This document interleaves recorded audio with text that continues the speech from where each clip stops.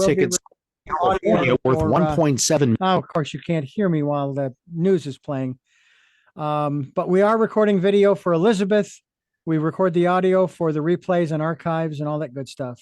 And we are about a minute out. A win in history and the second billion-dollar jackpot in California this year. Somebody won over $1 billion over the summer in LA. That has still not been claimed. Assuming somebody claims this latest $1.7 billion win, the lump sum would be $756 million. Some schools are telling parents to monitor their children's social media use while the war in Israel rages on. Counselors are concerned over the possibility of graphic images of hostages held by the Palestinian militant group Hamas circulating. They warn that the images could cause trauma. People receiving Social Security benefits will see a smaller cost of living increase than the past 2 years. The Social Security Administration announced the annual cost of living adjustment for next year will be 3.2%. The adjustment begins in January. Benefits saw the biggest boosts since the 1980s the previous 2 years due to inflation. I'm Ben Hayes. We'll be back with more news from Santa Barbara, California, and the West. All right, stand by. Welcome to the Arts and Antique Radio Show, where your host, nationally recognized certified appraiser Elizabeth Stewart, Santa Barbara's treasure sleuth, will help you put a value on the treasures in your own home. Every time it rains, pennies from heaven. Don't you know each cloud contains? By the way, don't worry if my video drops out. It just interferes with my mouse. So let's find out. Stand by, Elizabeth. How valuable In is 3, it? 2, 1, you are live. Hello, Santa Barbara. It's your chantress of everything valuable and beautiful, Elizabeth Stewart. And, we've been trying to get this show together for a while because it's just my favorite museum and a amazing, lengthy, well, let's just call it what it is, 170 years of harbor history at the Santa Barbara Maritime Museum. And to talk about mounting the show, I have with us Lydia Rao. She's manager of collections and exhibits. And I have Greg Gorga, executive director of the Santa Barbara Maritime Museum.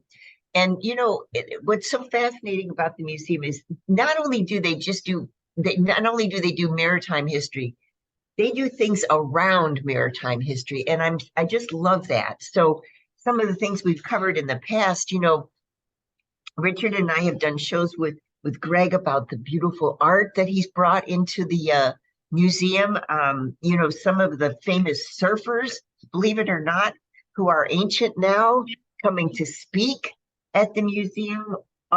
History of the lenses, the Fresnel lenses. All kinds of, periphery stuff, but it's not really periphery. And so let me introduce, I have Greg Gorga, like I said, who joined the Maritime Museum in 2007 as Director of Development, Executive Director since 2008. He has a BA in English from Rutgers, my mom's alma mater. And it turns out that we were chatting on the emails. Greg and my mom grew up very close together. My mom's a lot older than Greg, obviously, but close together. My mom was born and raised in Tenafly, New Jersey. And Greg has more than 20 years of experience working with not-for-profit, including manager of planning and development with Community Action Committee. He's the past president of the Council of American Maritime Museums. My dear friend, Professor Ray Ashley is also, I'm sure, a friend of Greg's, Maritime Museum Director down in San Diego, was my dissertation chair. Formerly served as chair of the City of Santa Barbara Community Development and Human Service Committee, and was a member of the board of Visit Santa Barbara. So he really jumped into Santa Barbara in 2008 with both feet. Lydia Rao, manager of collections and exhibits, joined the Santa Barbara Maritime Museum in 2013. She's manager of collections and exhibits since 2019. She has a BA in the history of art and architecture from UCSB, where she worked in the architecture design collection at the museum there. She's had over a decade of experience working in collections, and she's dedicated to the long-term preservation of the museum's artifacts. Cataloging new artifacts, managing archives, creating new exhibits, making materials in museums collections accessible to the public is part of her job, and collections manager is brought was really interesting. I know a bunch of them because people make non-cash charitable contributions, and I write the appraisals in many cases. And the collection manager wears a lot of different hats. I know that. I know you're a little bit accountant, a little bit bean counter, a little bit historian, a little bit judge, jury, deaccession chair, all of the above, Lydia. So, Greg, I'd love for you to introduce the show, 170 Years of Harbor History. And if you would focus on the first little few years and explain how you made that decision to limit it to 170 years. Love to hear that. Sure. Well, it's always great to be on your show. Thank you very much. And in fact, I did speak with Ray Ashley just yesterday. He is doing well down in San Diego. We had brought their San Salvador, a replica of Cabrillo ship up here for Fiesta. So we always love having one of those ships up here in Santa Barbara Harbor. So, and I got to do a shout out to Lydia. Lydia actually started at the museum, I think, as a store assistant. She was quickly promoted to the store manager, and now and then quickly after that, and she did amazing things with that. And now she's been in our collections department for quite a few years, and really does all those things you mentioned, and does them extremely well. And she's just been a treasure to have with us, and she's helped put this exhibit together. So, a lot of people have seen the photos, black and white photos in our hallway at the Waterfront Center building of the harbor history, and always commented on them. And so we've been putting together some traveling exhibits, and Lydia decided to, and Emily, our curator, Emily Falk, to create an exhibit of 170 years of maritime history, dating back to what we have in our collection of old photos and drawings. And so it's really wonderful. And if we're going to travel that exhibit, we thought, well, why not put it up in our walls inside our building first before we send it out to other places. And these traveling exhibits have been great. We have a show at the airport, Santa Barbara Airport now, that Marine Megatropolis exhibit. Elizabeth, we did Bob Evans' interview on your show here. I'm pretty sure that's all the marine life on the oil platforms. And then, but I'll really let Lydia go on and talk about the exhibit itself, because she worked with Emily, and she's kind of following in Emily's footsteps to put this exhibit together and then to put it up on the walls. Yeah, thanks, Greg. So this kind of developed organically. We actually had a show that kind of fell through, and we were scrambling to put something together, and we thought, why not celebrate the harbor that the Maritime Museum is located in. And so the 170 years kind of came from, it was really just, what do we have materials from? How far back do those materials go? And so that was kind of our range there. Was some of the oldest drawings of Santa Barbara were done in the 1870s. So that kind of gave us a range to work in. And from there, we kind of just tried to select photographs that showed both daily life, but also some very important occasions, like the oil spill in 1969 and the large storm in 1985. And so we kind of tried to showcase, huge events that people would remember, but also what daily life was like 100 years ago as the waterfront was changing and evolving. So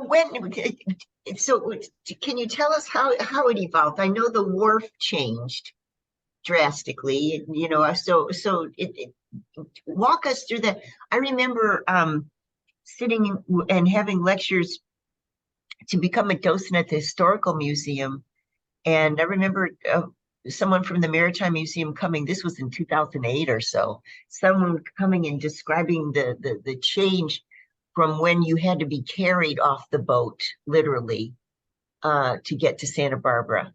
So can you describe that? Absolutely. So back in the day, larger ships would have to anchor offshore, and you would have to be rowed ashore. And the story goes that if you did not tip the sailor who was rowing you in, as you got kind of to the breaking waves, he might decide to dump you and the cargo in for a dip. And ultimately that led to several of the townspeople forming a wharf association. And actually the first wharf wasn't Stearns Wharf, it was the Chapala Street Wharf in the 1860s that was formed.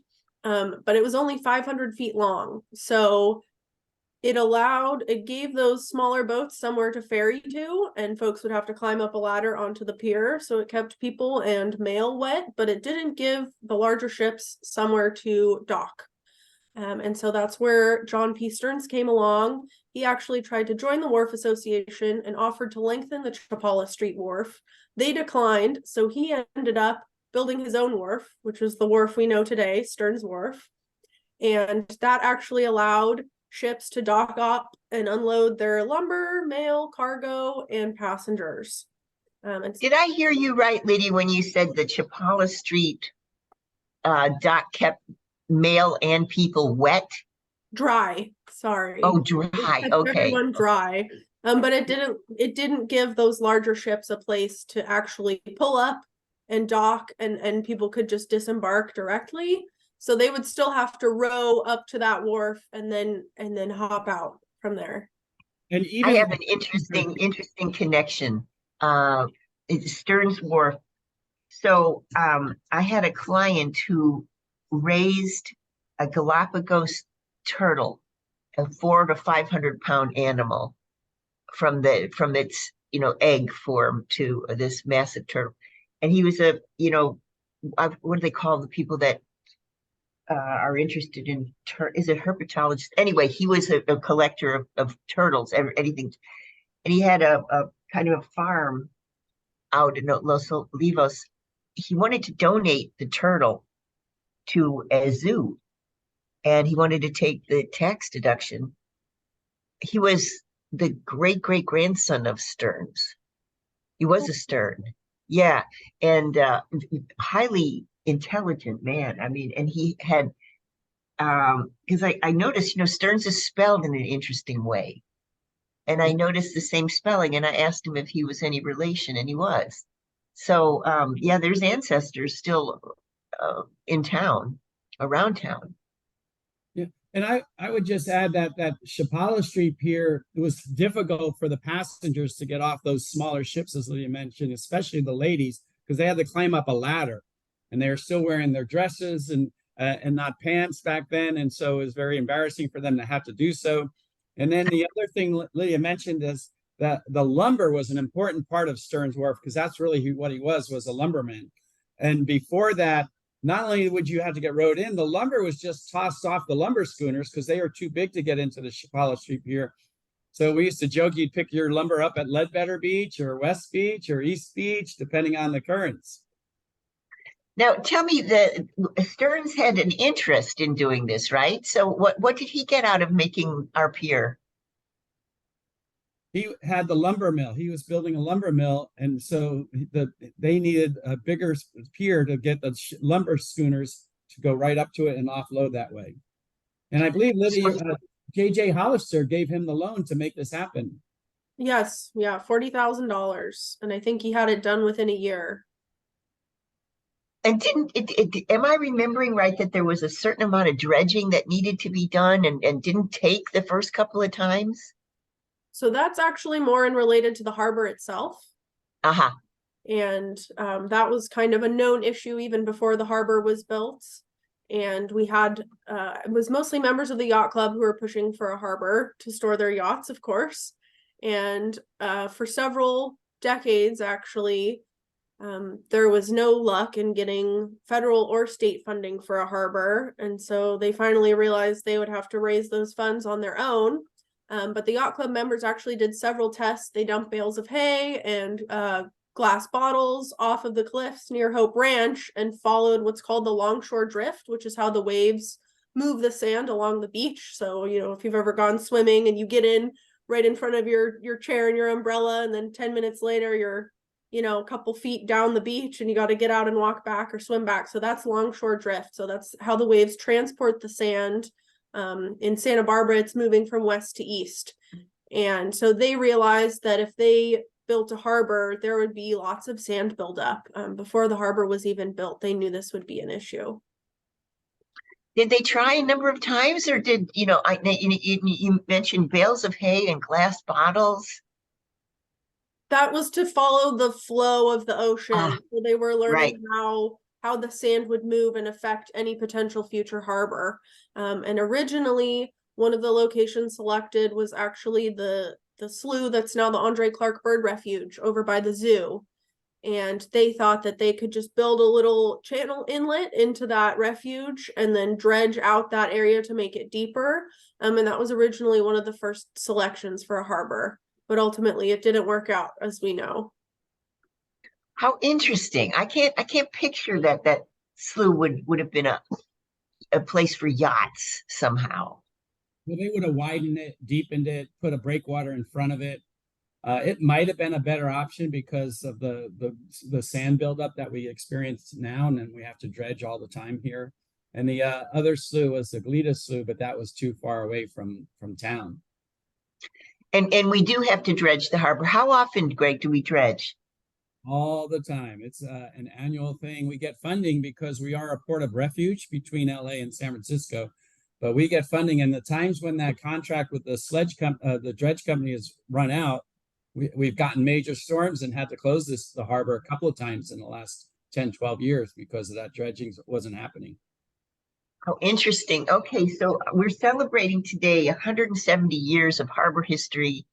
New exhibit at the Santa Barbara Maritime Museum. I'm speaking with the executive director, Greg Gorga, and the collections manager, Lydia Rayo. And we're talking about how this exhibit came together, the choice of 170 years. Basically, what Lydia was saying is that the choice was to show photos. The earliest photos are about 170 years ago. And so it's more about the exhibit itself. So when we get back from the break, I'd really like to talk about outside of the 170 years history. For example, Lydia, I'm interested to know what the Chumash did down with the harbor and how before 170 years, previous to the 170 years, when we get back from the break. Quick break. Don't turn that dial. Back in a minute. You are clear. And we got to work on your microphone, my friend, Maritime Museum. Mine? Okay. Yeah, because you're just not sounding good. You're not sounding as loud as Elizabeth or Lydia. Can you go into your Zoom settings in audio and see if you can't turn your microphone volume up a little? I will try. All right. Give it a shot here. We got 2 minutes. I mean, we can hear you. Don't get me wrong. We can hear you, but it just would be nice if it's a little more balanced. Unlike that kayak that I got in the other day and tipped right over and stayed under and drowned and died. But you know how that goes, right?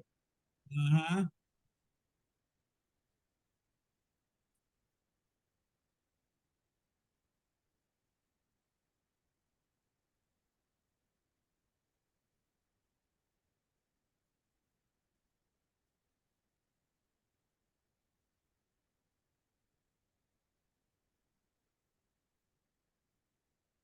Lydia, let me hear you for just a second.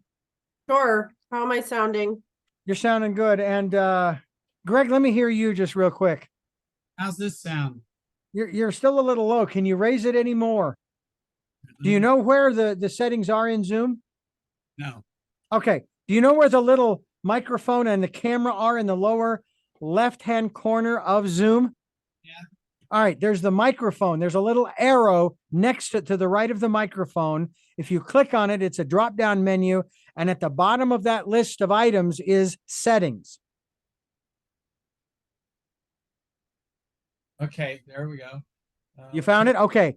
Now you go to microphone and you can see that gauge where, for example, as I'm talking up at the speaker, you can see the little blue moving back and forth there. But below that is the microphone and there's a little dot on a line. Whereabouts is that right now? About 2/3 of the way and I'm having trouble moving it. Okay. Do you have any other you see the little drop down menu above that? There's a little arrow on the right-hand side and it gives you the choice of microphone you're using. Do you have any other microphone or anything like that plugged in there? How's this one? That's much that's better. much All right. I don't know where that one is, but that sounds a heck of a lot better, my friend. All right, got it. Beautiful. Thank you, sir. I appreciate it. All right. Hey, Elizabeth, that's this picture behind me. If you look at my backdrop, is backwards, but that's Chapala Street Pier, the shorter one, and that's the original Stearns Wharf before it had the leg off of it. There was a Chapala Pier too. Wow. Yep, and actually, there was a little ramp next to the Chapala Street Pier where the Lockheeds would roll their plane down.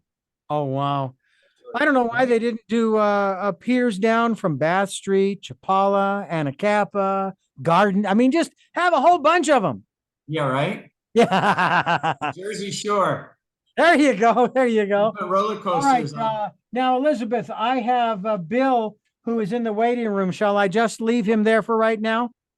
Yeah, what we're going to do is change over to him in about 20 minutes or so. All right, you got it. And I have reduced your number of breaks down to 3. So this is number 1. Number 2 we'll take before we go to Bill, but we'll still need to take that third one. Okay. All right, here we go, ladies and gentlemen. And thank you, Greg, for that. In 3, 2, 1, you're live. Welcome back. It's Elizabeth Stewart. We're talking about Santa Barbara Maritime Museum's history, 170 years of harbor history. And Richard was just marveling at the fact that, you know, there's well, you guys can't see it because it's radio, but Greg's screenshot in back of him is Stearns Wharf and Chapala in 1873. And you see the Chapala Pier and you see Stearns Wharf. And when was that built? When was Stearns Wharf built? The year before, 1872. So they just celebrated their 150th anniversary, as did the yacht club this past year. Okay, so there were 2 piers, and when was the Chapala Street Pier disassembled? Lydia, do you know? I think did it burn or get destroyed? There was a very large storm, I believe, in 1878. So actually, a ship swept out to sea and demolished the Chapala Street Wharf. And parts of that wreckage also took out Stearns Wharf. And this was actually, I believe, Santa Barbara's first recorded tornado as well. It picked up a schooner and dropped it partially onto Stearns Wharf. Her crew was able to scramble to safety. And then the ship fell back into the water and basically beat against the wharf the entire night. The next morning, there was a hole of about 100 feet. So lots of loose lumber floating around, ripping out wharf pilings. A lot of the 2 wharfs to the south were also damaged and never rebuilt. Okay, so let me get this straight. So that was 1878, you said, right? Correct. Okay, that was a big storm. It was our first tornado recorded Yes. in Santa Barbara? Probably I didn't even know we had very few. Right. Probably maybe the Yeah. only tornado. Right. So the tornado came through, it picked up a schooner, held it aloft for a while. It was manned at the time, the schooner, right? Yes. It dropped the schooner down. Onto Stearns Wharf. A separate yes, and the crew was able to scramble to safety onto the wharf. Okay, so it dropped onto the wharf and it destroyed 150 feet of Stearns Wharf. Yes, and I believe it actually, the total came up to more than that. I believe the next morning it was probably about 1,000 feet. Okay, and it took out 2 other small. And then it took out the Chapala Street Wharf basically entirely. They were never able to rebuild. And also the Serena Wharf down in Carpinteria. And did they rebuild the Serena Wharf? I don't believe so. No, but there were other wharfs that we. Now, Greg, can you dive down? I know you dive. Can you dive down and see the remnants of those old wharfs? Yeah, I don't think, I'm not sure if anything's left in there. There might be, because you see remnants of wharfs off of Summerlin. The old oil wharfs are still around. You see them even at low tide. So there might be something down there, but I have never been in that area. May I ask your the most notable thing for you in this exhibit, Greg? What would that be? What if you had to like, pick your favorite about what the show that's mounted now? What would that be?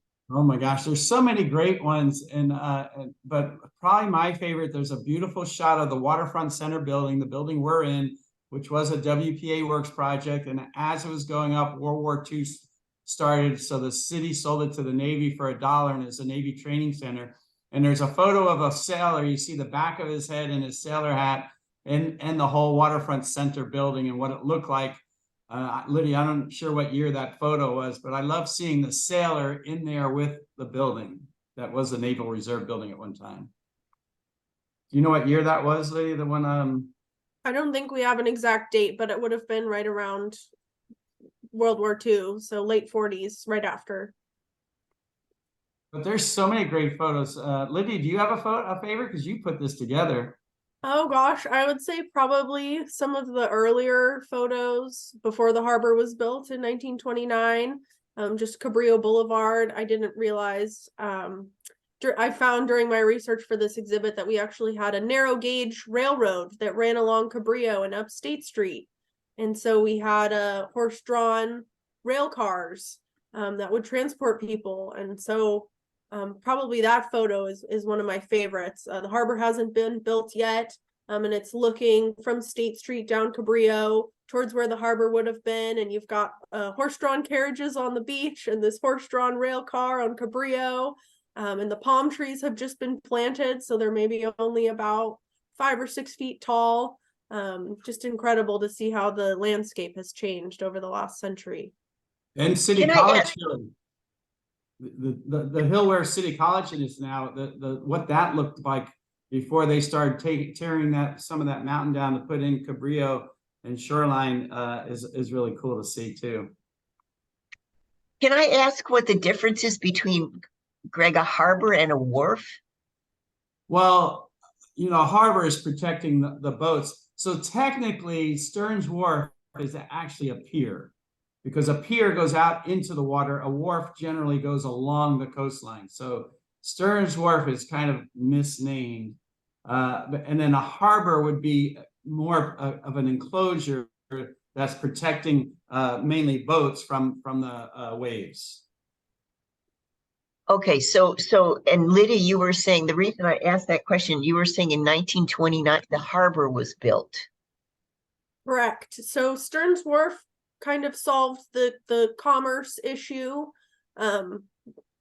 We were able to, have mail and lumber, passengers and goods flow in and out of Santa Barbara, but all of those ships still had to anchor offshore. And if a storm blew up, there wasn't really anywhere for them to go. They either had to go down to Los Angeles or all the way out to the Channel Islands to kind of hide on the north side of the Channel Islands. So the harbor was really essential for protecting ships during time. We don't have storms often, but when they do wreak havoc. And so this was a big incentive for us to get a harbor in here. And actually it came down to one man, Max Fleischmann of Fleischmann Yeast. And he was kind of a Renaissance man. He had a lot of interests, and one of them was sailing. And he was actually in the process of building a new yacht, and he decided, I will put up half of the funds to build a harbor if I can put my yacht in the harbor. And so ultimately, the people of Santa Barbara voted overwhelmingly in favor of this, and he actually put up the funds for that. And that was just to build the initial breakwater portion that runs parallel to the shore. So when you look out, that's the part you see out in the ocean. And then we actually had that problem of longshore drift and sand coming back into play. And so they realized they needed an arm to connect the breakwater to the shore to block out the sand, because ultimately the sand was blowing into the harbor, and then the breakwater was blocking the waves, so they couldn't move the sand in the harbor further down along the beach. So ultimately that was how it came about. And Max Fleischmann actually ended up putting several thousand more dollars towards the construction and towards those upgrades. And so the Yacht Club, the Brophy's Restaurant, and the Maritime Museum all sit on about 30 feet of water that used to be part of the ocean.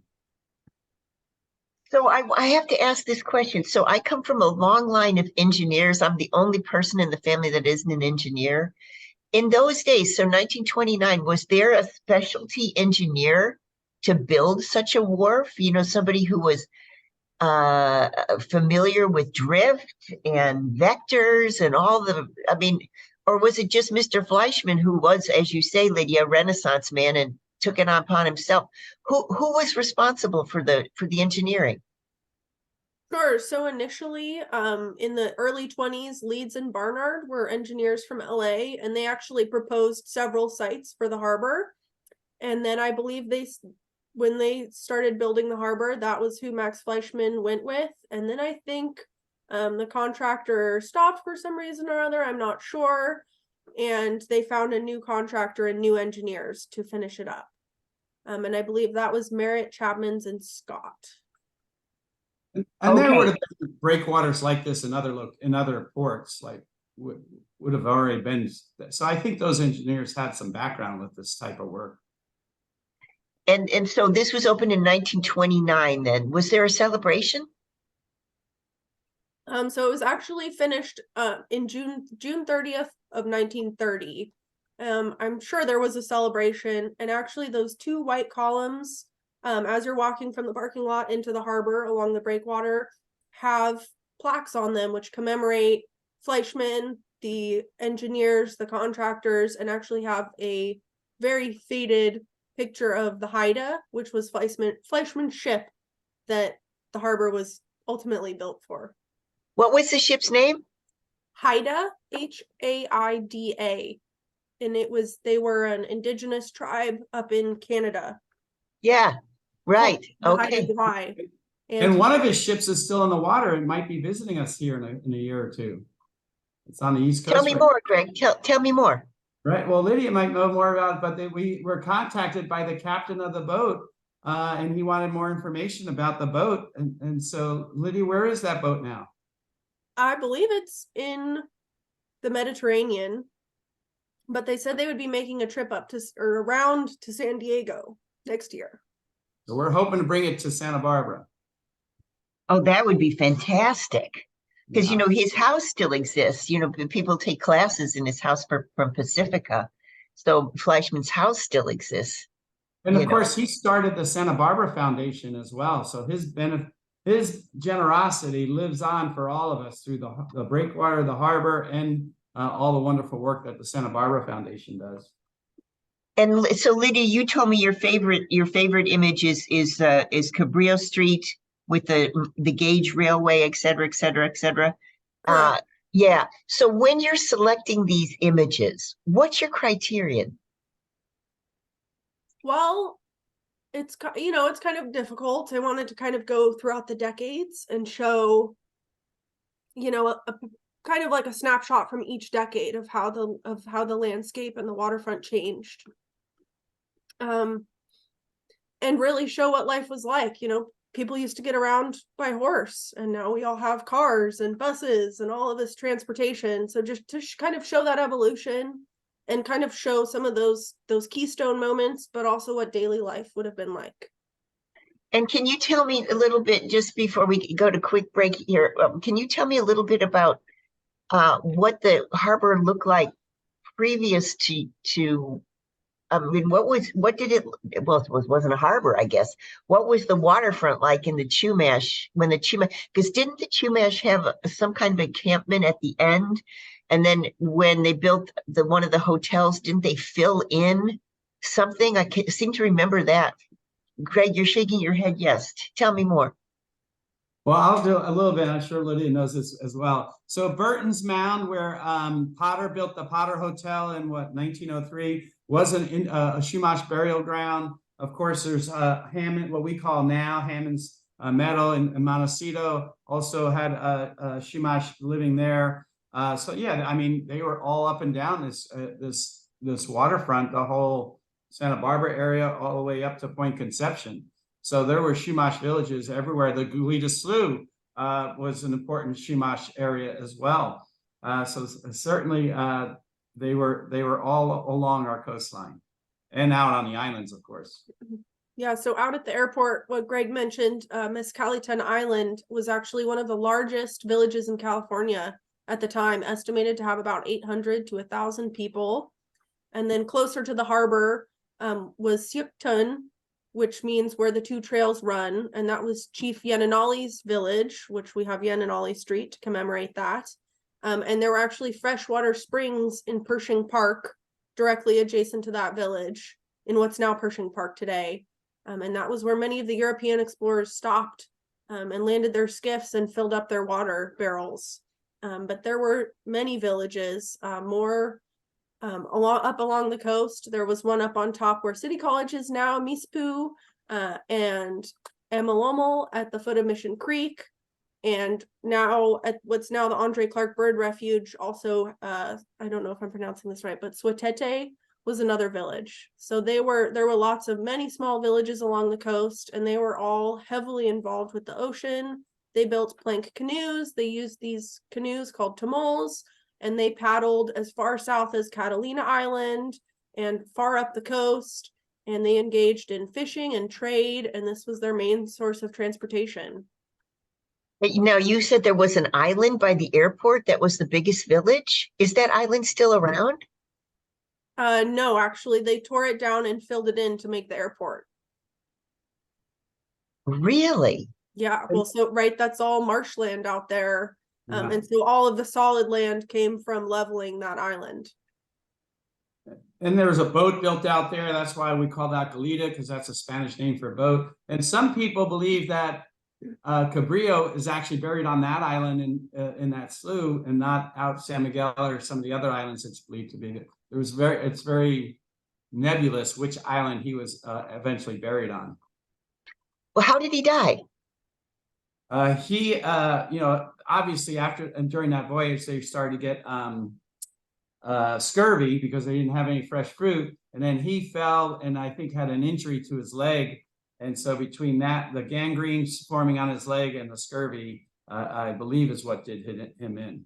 Right, Lydia? Yes. So Lydia's become our historical expert.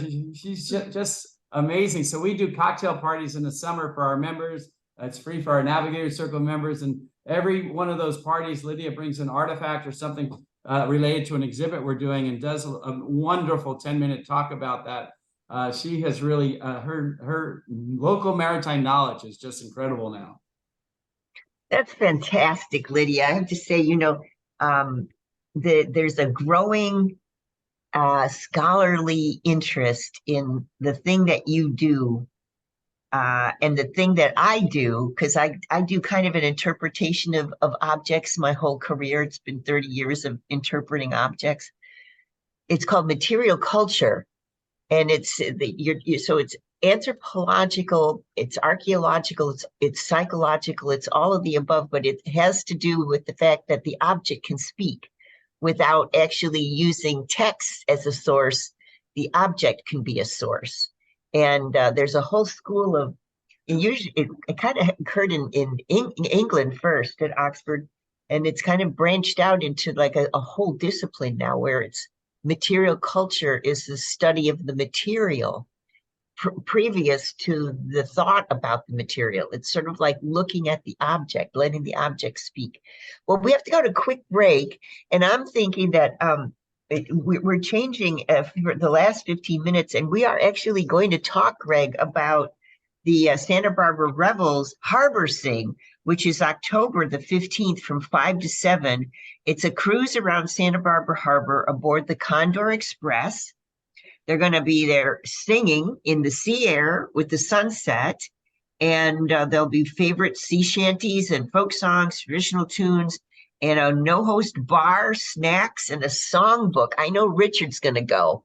And so Richard talked me into having the folks that are organizing this on the air for the last 15 minutes. So I want to say thank you to Lydia Rayo and Greg Gorga, my friend at the Santa Barbara Maritime Museum, for talking to us about this fantastic show, 170 years of harbor history. Thank you, especially to Lydia, for putting this together for us. And I can't wait to see it. Thank you, guys. Hey, Richard, let's go to a quick break. When we get back from the break, let's introduce Bill Egan and Samantha D. Rossi, the executive director of Revels, to talk a little bit about the harbor cruise. So it's all about the harbor today. Don't turn that down. Back in a minute. All right, you're clear. Okay, Lydia, thank you. Thank you very much. And Greg, thank you so much. And of course, you can stay on if you want, but no That's need okay. to. Thank you. Appreciate it. Thank you, Richard. Great to see you. Bye-bye. Bye. Thank soon. you. Great to meet you. Bye.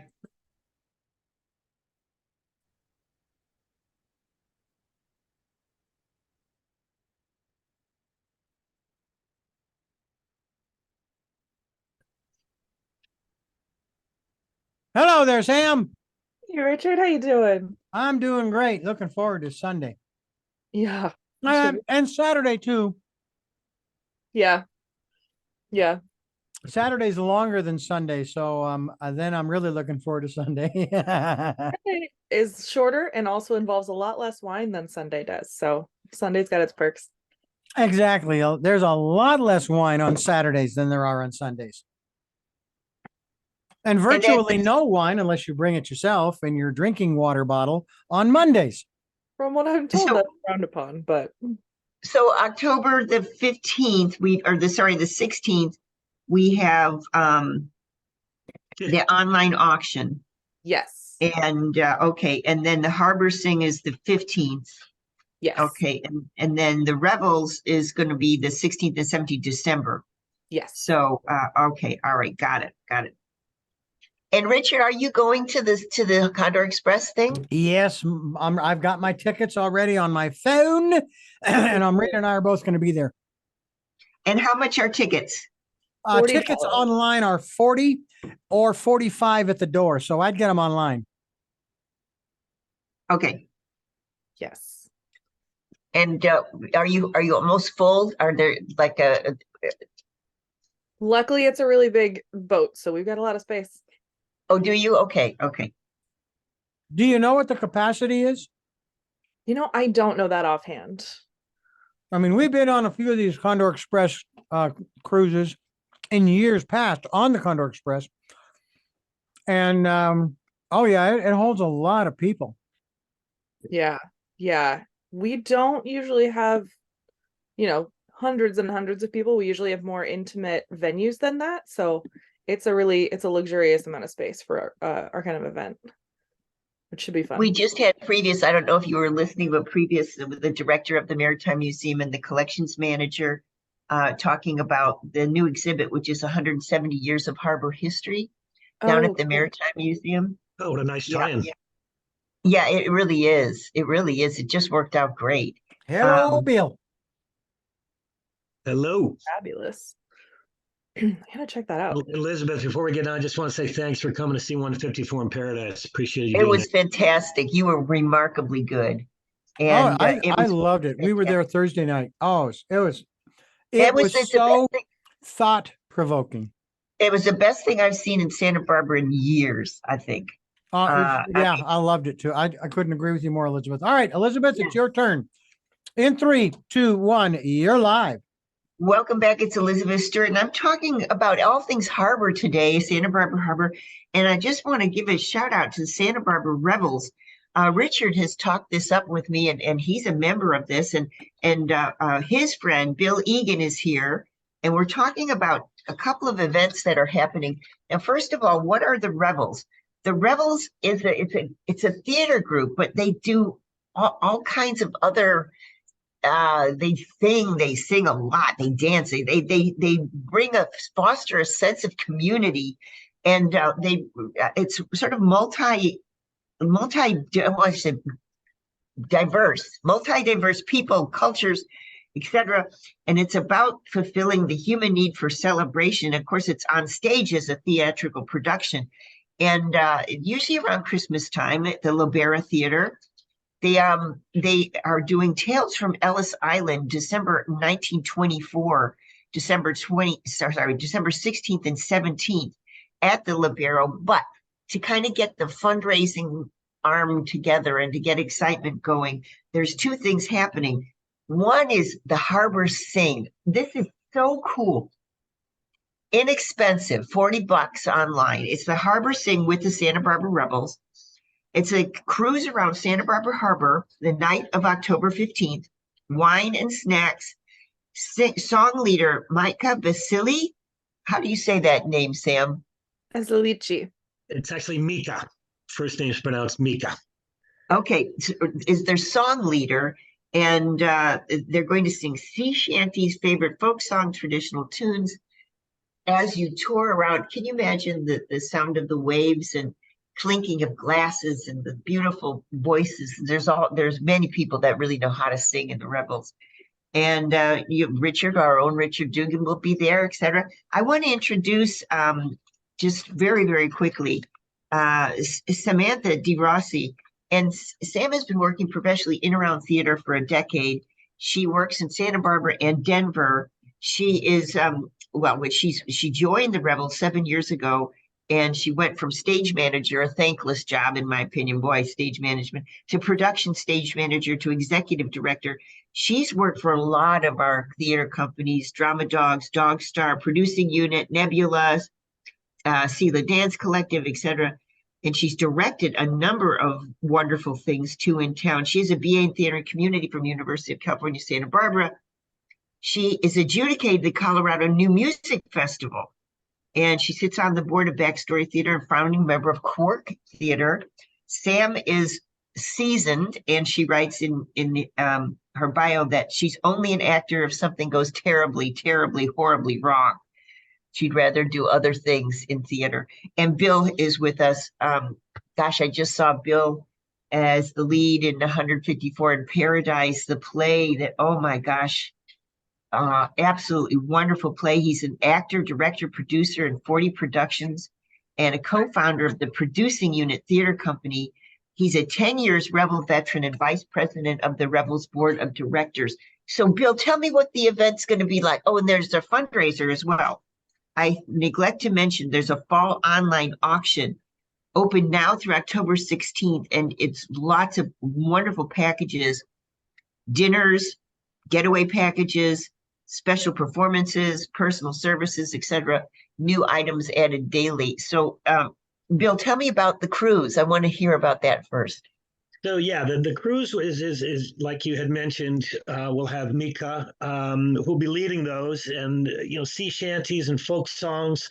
Will perform Revels favorites such as Danny Boy, Halito, The Water is Wide, Shenandoah, The Wild Rover, which is Irish.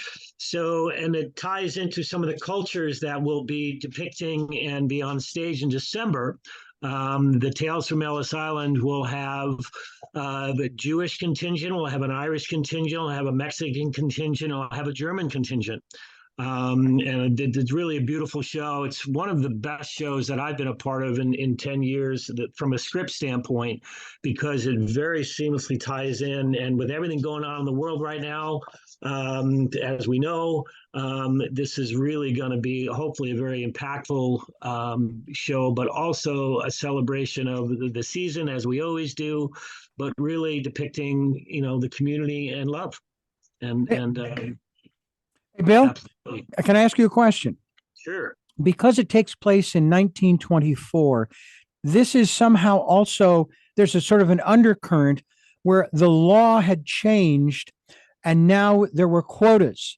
And at that particular point where this play takes place, the quotas had been met on Christmas Eve. So that's why this is happening, that these people are all together. Thank you. Yeah, nice inclusion. Appreciate that.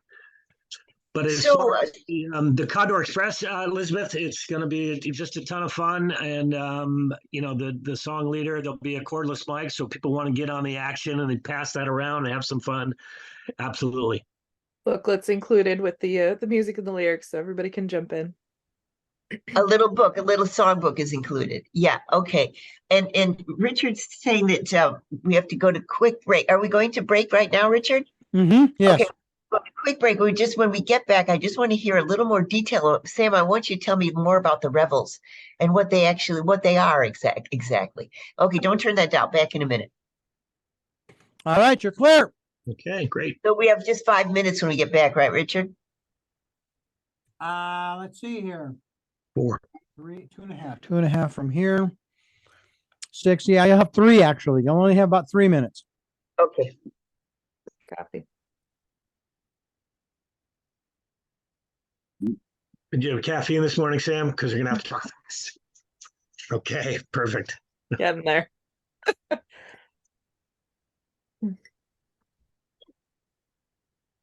Okay, think we're gonna hit sunset too. I think we'll be able to be on the boat during sunset, which is gonna be freaking mega. Sunsets on the Central Coast in October are the best of the year. That's part of the reason why so many people get married in October, because of the sunsets. But yeah, it should be cool. Maybe we'll even see some dolphins and a whale or two. That'd be cool as well. So Elizabeth, looks like your house is. I don't see a bunch of people working in the background. Have you gotten all your stuff done? Yeah, so what he was referring to is we had under the house a plumbing pipe broke and flooded the kitchen, and they couldn't find where the leak was happening, and it filled up consistently. We had to bring pumps in for all of the toilets, the bathtubs for 10 days. Black sludge was filling up the house, the toilets, every sink. Oh no. And that's no fun. so they had to go under the house. They couldn't get a crane in because of the wall to the neighbor here. So they had to dig by hand under the house to find this thing. It is just so expensive and so gross. Oh my gosh, so sorry. I didn't Yeah, know what it was. I just saw the that's guys. what you were in hard seeing is hats. that there were the plumbers, and they were trying for days to try to do that, like, put the snake down that can see things and do like that, but they couldn't. The sludge was so dark and thick that the snake couldn't see what it needed to see, so they had to go by hand underneath.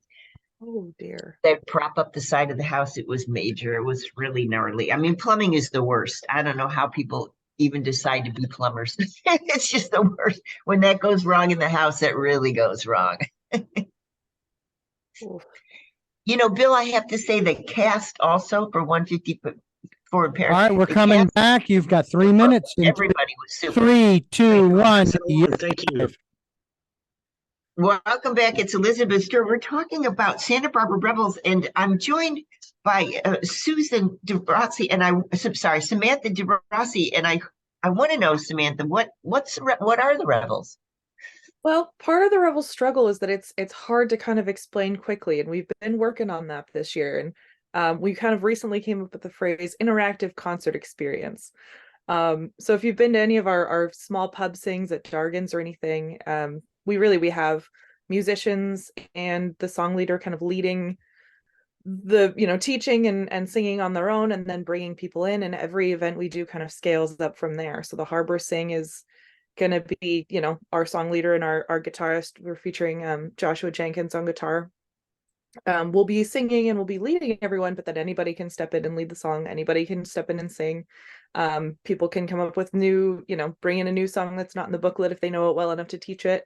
And then the winter show, our very big event at the Libero, is kind of that on a grander scale. So we've got our adult chorus and we've got our children's chorus, children and teen choruses, and then they're the ones singing, but then there's songs where the house lights come up and everybody joins in, and there's words in the program. So the end of the first act always includes Lord of the Dance, so everybody comes through the audience and grabs hands, and everybody is able to dance together out onto the patio.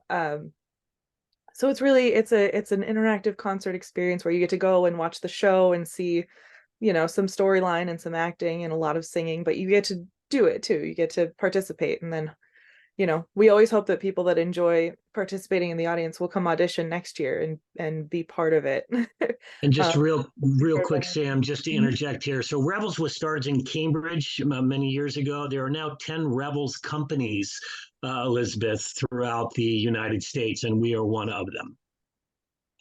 Okay, so it started in Cambridge, Massachusetts. Mm-hmm. Okay, and so do the Revels, do they get together? I mean, is there one like Revels meet? Sam can speak. There's a conference every year where we talk about shows that we're doing, and then if someone has done a show, like there was another group that did the Revels show that we're doing this year. Okay, big shout out, Harbor Sing. That's coming October 15th, 5 to 7 p.m. above on the Condor Express with the Santa Barbara Revels. Not to be missed, $40 online. Go get your tickets. It's going to be a great evening. You get to meet Richard and Bill and Sam. Thank you, guys. Okay, thank you. Thank you. Okay, you're clear. Thank you very much. Excellent. Thank you.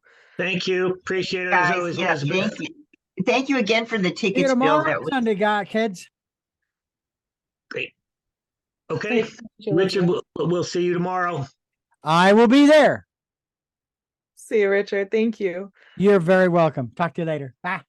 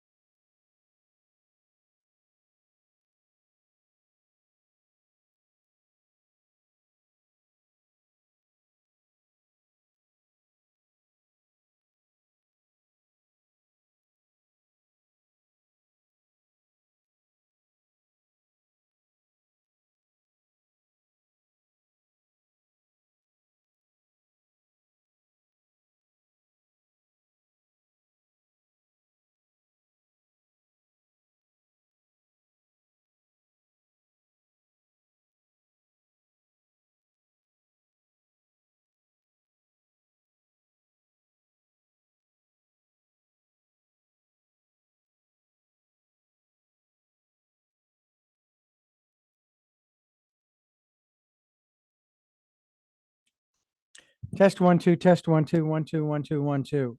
Testing. Nature Track Film Festival will be screening the best of the fest this Saturday. Nature Track Film Festival will be screening the best of the fest this coming Saturday, October 14th, from 3 to 9 p.m. at the Grange in Los Olivos. One feature and five shorts with a side of pulled pork sandwiches and beverages from local wineries and special beer.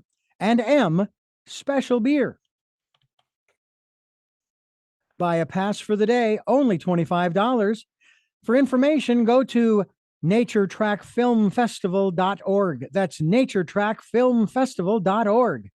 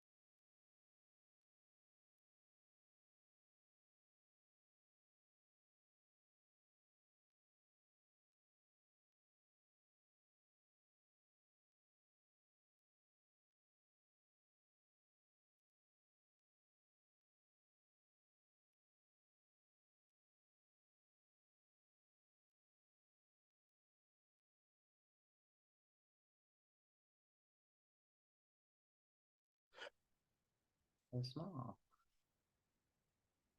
There we go. We got you, Chris. Hey, there you are.